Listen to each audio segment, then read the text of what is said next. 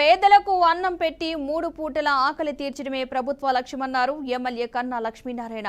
పల్నాడు జిల్లా సత్తెనపల్లిలో ఎన్టీఆర్ భరోసా పింఛన్ పంపిణీ కార్యక్రమంలో ఎమ్మెల్యే కన్నా లక్ష్మీనారాయణ పాల్గొన్నారు. లబ్ధిదారులకు పింఛన్ పంపిణీ చేసిన ఎమ్మెల్యే అనంతరం అన్నా క్యాంటీన్ను పరిశీలించారు. గత వైసీపీ ప్రభుత్వ హయాంలో అన్నా క్యాంటీన్లను మూసివేశారని ఆరోపించారు. కేవలం 5 రూపాయలకే కడుపు నిండా అన్నం పెట్టాలనే ఉద్దేశంతో కూటమి ప్రభుత్వం ఈ నెల 15 నుంచి రాష్ట్ర వ్యాప్తంగా అన్నా క్యాంటీన్లు ప్రారంభించనున్నట్లు వెల్లడించారు. అన్నం పెట్టాలి, వారి ఆకలి తీర్చాలి. ఓకే, వారు సరైనటువంటి 3 పూట్ల ప్రతి పేదవాడికి అనేక సంక్షేమ కార్యక్రమాలు ఇచ్చారు. ఆ రోజున బాబు గారు సంక్షేమ కార్యక్రమాలతో పాటు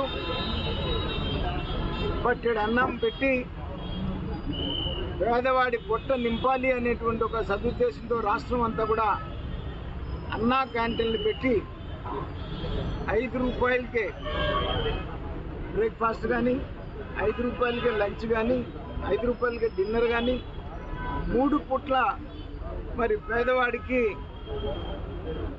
ఆహారం దొరికే విధంగా మరి ఆ రోజు చంద్రబాబు నాయుడు గారు నిర్ణయం తీసుకొని రాష్ట్రం అంతా అన్నా క్యాంటీన్ నడుస్తుంటే ఈ సైకో, ఎందుకంటే ఈ సైకోకి తాను తప్ప ఈ రాష్ట్రంలో ఎవడో తినకూడదు అనేటువంటి ఒక భావం కలిగినటువంటి వ్యక్తి జగన్మోహన్ రెడ్డి. జగన్మోహన్ రెడ్డి వచ్చిన తర్వాత ఎలా అయితే రాష్ట్రాన్ని వ్యవస్థలు